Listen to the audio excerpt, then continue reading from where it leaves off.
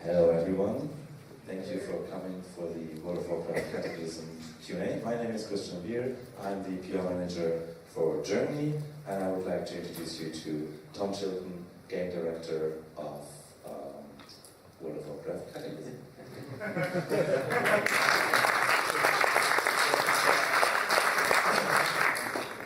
Today we are here to talk about the Cataclysm beta, so feel free to ask questions about the development, and probably a few of you, or some of you, all of you, have played the beta or are playing the beta. If you have questions beyond the Cataclysm beta, please get in touch with your local PR managers for Germany. That would be me. Do we have already questions? I thought so. So I will ask the first question. Tom, what's the release date of World of Warcraft Cataclysm? Can you tell us, please? It is on midnight of the first Tuesday after it's done. Okay, thank you. Seriously, tell us. Really, that's actually the right answer. So this is done. I would have another question. When will you introduce housing to World of Warcraft? That would be sometime right after never. Thank you. So I'm out of questions actually. Please feel free, go ahead, and we start here. So how did it feel to open? I would have a microphone for you. So how did it feel to overhaul the classic Azeroth system with Cataclysm? And how does it feel that the original game world is now gone for good? Well, I mean, there's a lot of nostalgia involved with the original game world, and so it's something that I know all of us are going to look back on fondly. But inevitably, things change. I would say that the game world is different now than it was when World of Warcraft first launched, regardless, just by virtue of 5 years of working on it. So that's something that's going to happen no matter what we do. And it's just a question of degrees and how quickly. So I think that so far we're very happy with what we're seeing with the new zones. We've gotten very positive response about the new zones, so I think hopefully we've done it justice. Okay.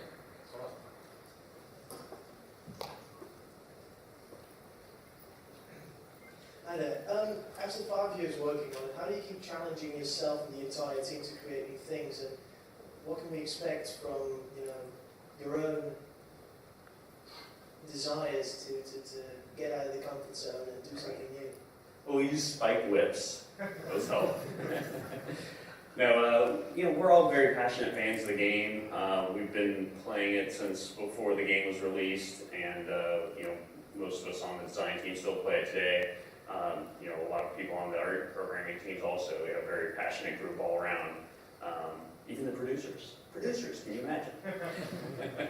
But we really like to challenge ourselves in terms of thinking each time we do a content patch, each time we do an expansion, we try to think of, what is it that we haven't done before? What are some of the ideas that we've talked about for years that we've never gotten to do before? Because sometimes, there are things that go into the game that we've talked about for a very long time and just never had the chance to do. The World of Warcraft is bigger than what we have in the game today. We still, between myself and Chris Metzen and Alex Fraziabi and all the rest of the creative team, we have a lot of ideas for what we can do well into the future. So it's just a question of having the time to make it happen. Do you have any examples, though, of old things that you... Well, there are examples of things that we've talked about for a long time. Things like the Emerald Dream would be one that comes to mind. That's always a future potential. There's events like we've got the War of the Ancients event that we could always kind of come back to, doing something like Through the Caverns of Time. There are all kinds of things that have happened through Warcraft history. We have this really rich lore to draw from to be able to do all kinds of things with. Hi. People are pretty interested in the changes in how Sylvain's Wonderrunner is behaving right now. What she's up to? In Sylvanas, you said? Yeah. All right. Well, Sylvanas is up to trying to ensure the future of the Forsaken. What the Forsaken are saying is that without having a plague to spread to everybody, that they need to find ways to make sure that they can continue to kind of ensure the existence of the Forsaken into the future. So they're sort of looking at themselves as an independent race and looking at their long-term future rather than just their short-term future of avenging themselves against the Lich King. So I think more than anything else, that's what we'll see out of Sylvanas for the near future. Next up.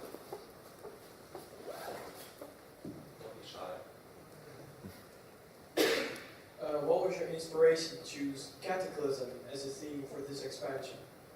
Right. Well, our inspiration is mostly driven by gameplay needs, at least in this case. And in this case, what we felt like was, after 5 years of having worked on the game and having the quality of the content go up over time, because not only are our designers more experienced than they were before we launched World of Warcraft, but also our tools have gotten better, our technology's gotten better, so we can do more, new compelling content that we couldn't do in the past. It became very clear to us that the original levels, the 1 to 60 vanilla WoW, was feeling very outdated compared to the new stuff that we were making. And so we felt like it was important for both the long-term longevity of the game, long-term health of the game, and also for, and I say that in terms of the play experience of players that have been playing through this content for a very long time, and new players that are coming into the game, experiencing content that was below the quality level of what we would expect today. So we felt like it was a really important time to go back and really refresh the old world and update it to our current quality standards. So that as a driving factor kind of led us to look at what our primary different options were for who the villain would be for this expansion and how that makes sense in the context of what we were trying to do. And so maybe unsurprisingly, really big scary dragon that can shake up the world seemed like a pretty good way to make the Cataclysm make sense.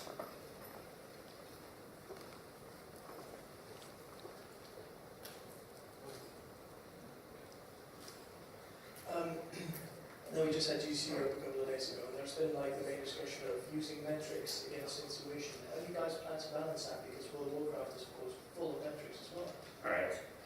Well, I would say that metrics are interesting in that, you always wish you had more metrics, because anytime you look at metrics, what it does is it raises new questions that you need to have answered with other metrics, or with more refined metrics.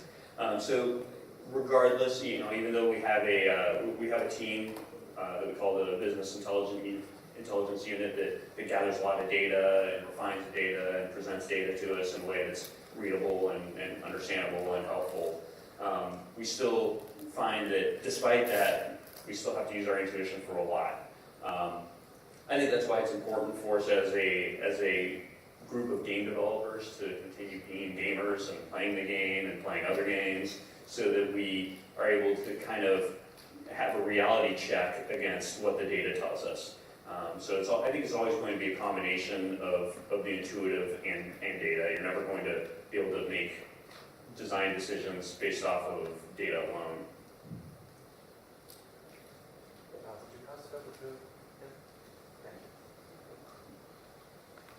Hi. There's been some complaints from the hardcore audience of the game that you've been focusing too much on making it more accessible for more casual users. Can you say if you felt that was what you were doing? And if so, if you will continue to go down this road, and how you're going to balance the World of Warcraft going into the future between the hardcore audience and the more casual players? Well, the key is to achieving balance, right, for all players of the population. While it's absolutely true that we do want to do things to make the game easier to learn for players, we also do a lot of things to try to make sure the game still remains hard to master. With Cataclysm, we really have a dual focus in that we have all that level 1 to 60 stuff to make it fun for new players or for re-rolling players, improve the understandability of the experience while still retaining a lot of depth. Yet at the high end, we're doing a lot of things that I think will appeal to the hardcore players. If you look at the tuning of our heroic instances for level 80, 85. It's definitely more difficult than the tuning was for Lich King heroics. We're right out of the gate, right from the start. The first tier of raid content will have the heroic difficulty mode associated with it, whereas with Lich King, we didn't have that. So all players had was like Max Ramus in one difficulty mode that was tuned to be very easy for a long time.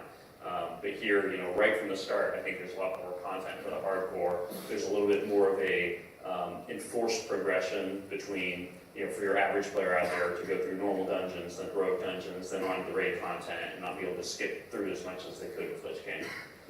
If you also look at a recent beta patch where we increased the damage that outdoor creatures do significantly at higher levels. So as a higher level player, you won't be able to steamroll through the outdoor mobs quite as easily as you can today in Lich King. A lot of those kinds of changes, I think, aren't necessarily given enough attention or credit. That that while we do want the game to be easy to learn, we also still want it to be hard to master. And we always are striving to try to make sure that we have very difficult encounters, things like the heroic Lich King encounter, which by any measure are extremely difficult. But would you agree that you started out more core-focused and then you try to kind of make the game more accessible for some time, or do you think that's a wrong perception for the fan base? Well, it's accurate to some degree. I mean, that's actually how we go about making games in general, even before it ever gets released to the public. We figure out what the core concept is, and we figure out how it's going to appeal to our core audience. And then we try to design the depth of the game first. And once we've designed the depth and we've really figured out how what we think is really important, we then take that and we try to figure out how to make it easy to learn, easy to understand, more accessible to a lot of different players. So that's just kind of how we go about development even before a game gets released. So it's not really surprising to me to see the same thing happen in the game's continued development, that we add depth and then we simplify, and we add depth and we simplify, and it keeps going through that process.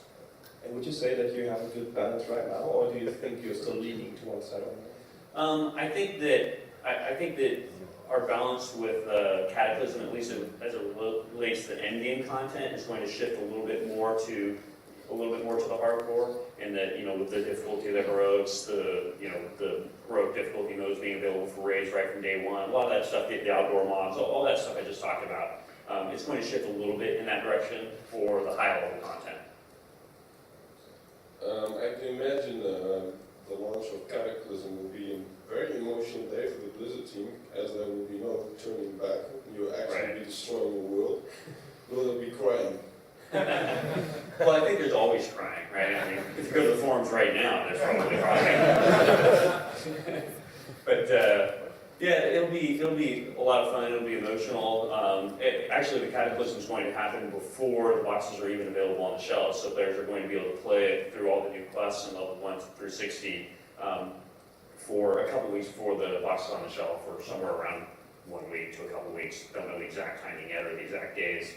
But we do know that the Cataclysm event is going to happen ahead of time. That transition is a very important process for us. Something that we've been trying to communicate is that the way that transition will work is that we have world events that lead up to the Cataclysm that will kind of play out, with the current content patch, and then as those world events lead up to it, a lot like the zombie invasion did with Lich King, we will then, at one point, we'll bring the servers down a couple weeks before Cataclysm officially launches and is on the shelves, and players will, at that point, have all the downloaded content for the new Azeroth and Kalimdor, all the new Cataclysm quests, that kind of stuff. When they log in, they'll see the introductory cinematic, so they'll actually be delivered the cinematic without even having bought the Cataclysm expansion. You'll have the intro cinematic, and so you'll watch the cinematic and see what happens to the world. And so when you log in for the first time after this Cataclysm happens, you'll have that context for why is it that I log in today and suddenly the world is different. So that transition, I think, will be very important, and that'll actually be a little bit before the boxes are available on the shelves to go from level 80 to 85. Will you keep a version of the old world for yourself to be this? Well, we can't always get whatever version of the game we want through our internal build servers, although I find that when I play on my own server, it's not very interesting. I'm the only person there.